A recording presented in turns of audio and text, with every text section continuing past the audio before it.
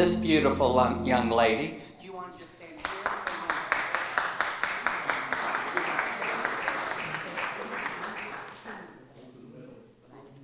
Okay. Oh, okay. I'm sorry, Miss Jane Burnam. She's been an educator. School. She taught that. Oh God, music, didn't you? Yes. The Wolf Wild guy. And she's been a minister of music at many churches. And tonight, I thought I knew last night. She is going to tell a story about Fannie Cole. And I don't know if you planned it or not, but tomorrow they're having the Fannie. Next week. Oh, I'm sorry. Don't show up tomorrow. Next week they're having a Fannie Cole festival, and it's going to be up here at the Depot Street. Mm-hmm. Are you going to sing? Oh, I am going to be there for sure. Okay. Because I am portraying Fannie Cole. Oh, really? And if you have never heard her sing, you're missing something. Here's some water if you need it. And you're ready. Again, this is my first time doing something like this. But I want to tell you, I met a lady through reading in the history. I'm a member of the Winchester Black History and Heritage Committee, and we've done a lot of research on that. And with Harry Enoch introduced us to the different wonderful people, Afro-Americans, who helped build Winchester. And one of the ladies that we spoke about, her name was Fannie Cole. And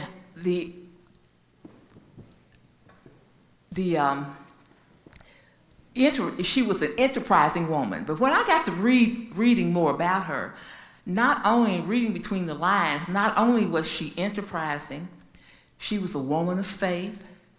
She had extraordinary strength. She made many achievements. She was blessed and highly favored. And her story is a story of a love story. So you get all that into one. She was born, she was a slave, enslaved person. She was born in 1770s in Virginia of mixed race heritage. Her enslaver was John Battle, who moved to Kentucky, to Winchester from Virginia. Now, when I grew up, I knew some Battles. As a matter of fact, I taught a Battle. His name might have been Chris. It's been so many years ago. Well, she moved here to Kentucky, and Fannie was very intelligent, which is highly unseen for a slave. She could read, she could write, and she worked well with figures, as they said in the book. When they moved to Kentucky, she met Aaron Cole, a free man.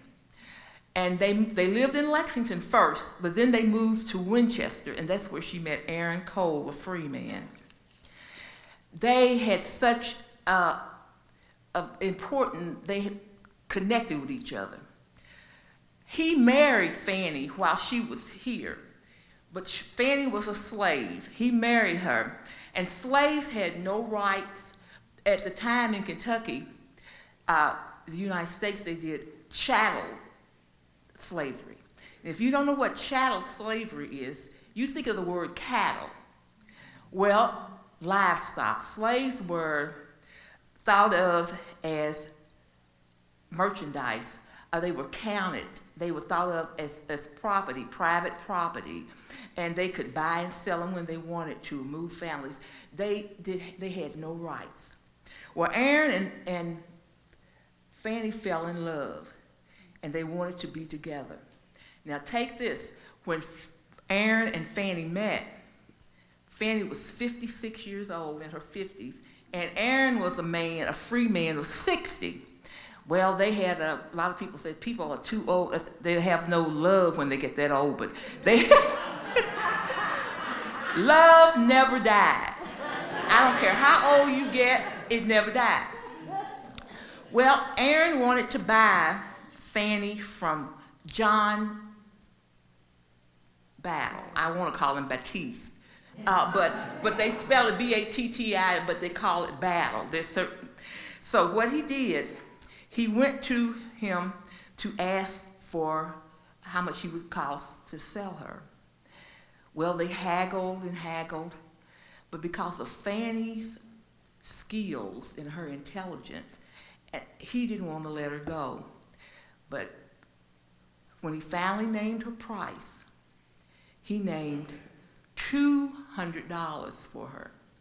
Well, they were getting that for young, strong people. At the time, at 56, Fannie was considered old, which is not like that, not now. So, I'm the new 60. I'm 75, so so I'm the new 60. Okay, so what they did, he worked hard and went back and worked hard and came back and bought Fannie. But the first thing that he did when he bought Fannie, he freed her. And that was a crucial thing in their relationship, because Fannie was a free woman. Now, a lot of times, ex-slaves would buy their wives and such, but they wouldn't free them. I don't know what their reason was, whether it was that they would not be captured again, but he freed Fannie. He was a very hard-working man. And after he freed Fannie, he went down and he bought a home and a lot from Samuel Hanson, this is in Winchester, for $120.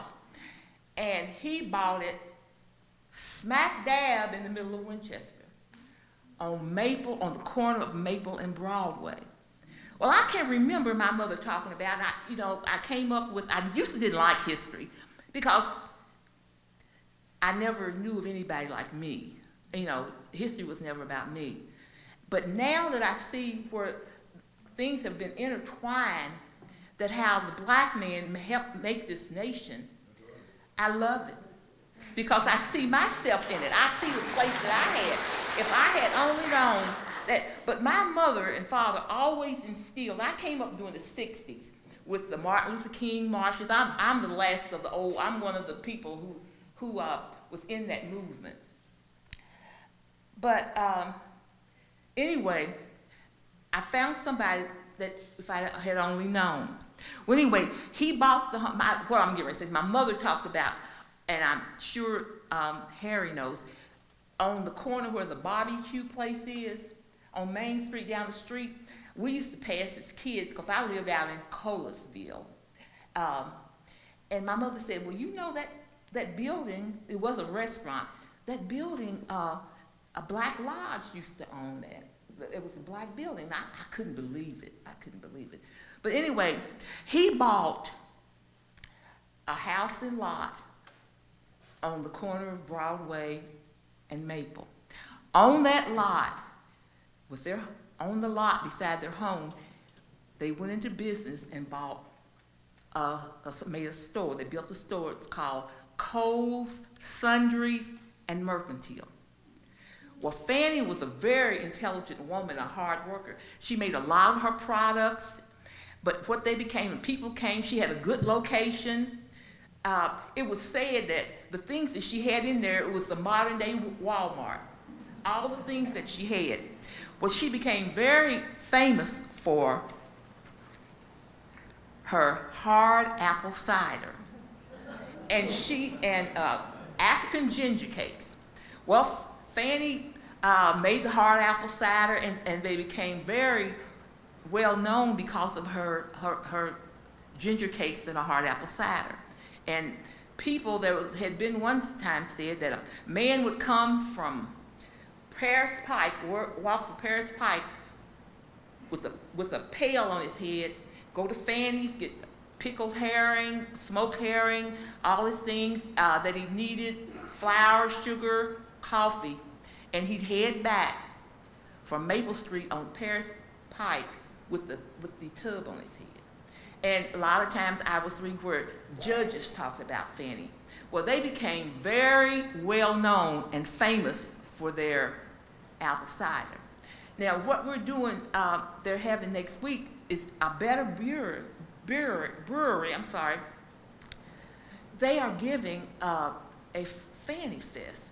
And that Fannie Cole was the first Clark County person who made legal hard cider. So we had a lot of different ciders. Because I remember my aunt used to have us out in the yard picking dandelions and take them in, and she'd make dandelion wine, corn wine, peach wine.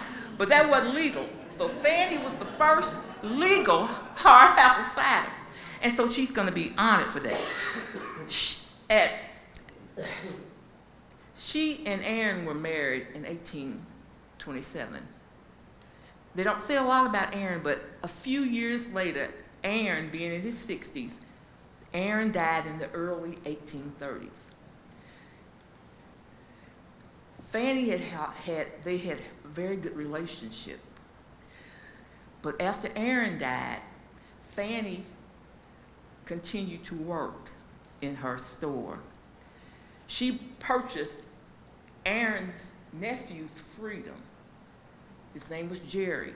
She purchased Jerry's wife's freedom. She purchased Jerry's son's freedom. And they worked in the store. During that time, in 1835, at a public auction, she was a businesswoman, at a public auction, she bought a blacksmith shop. And on Maple Street, she bought another lot.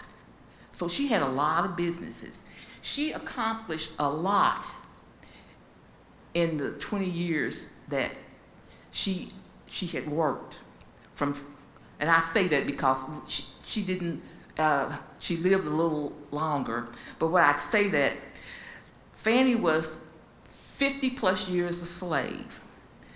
But from the reading that they have, she helped people. She was a businesswoman, very savvy. And when she died, she made out her will. Now, let's look in perspective. We were in the antebellum Kentucky, which there was a lot of sexism and racism. And it was so tight. And I can see it coming over the years, how the tightness, because Clark County, at one time, 40% of the population in Clark County were slaves. So that's a lot of slaves. And they had different things. And then also there were like over 800 slave owners. And I'm looking at that, over 4,000 slaves. Well, Fannie died in 1849. But before she died, she amassed a large amount of money for then. When she died, she left Jerry $1,000. But I'm going to give you what her value was worth if she was living here today. It's very unheard of that a ex-slave would have this money, because it's hard. It was very hard for that time for women to be noticed. But Fannie was an exceptional woman. She left, and you multiplied. I asked Harry today to make sure I was saying the right thing. He said, "Well, you multiply the money she had by 40." With what she would be making and what it was worth today. She left her nephew all of her property, the store, and all of the belongings and furniture. She left him $1,000, which today would be $40,000. She left John, his brother, $400, which is $16,000 today. She had 6 nieces, and she left them each $600. which is $24,000. Now we're talking in the 1840s, and she came from being an enslaved woman to a free woman, and she did everything she did to enrich people's lives. She left 2 cousins $80 each, which would be $160, which was worth $160, which is worth $6,400 today. She left Jerry's little son $100, which was $400. The total amount of money that she gave away to her family was $102,000 and four. Help me out here. I'm almost help me out here. 102,440. Okay, thank you. Her store inventory was $303, and today it would have been $12,120.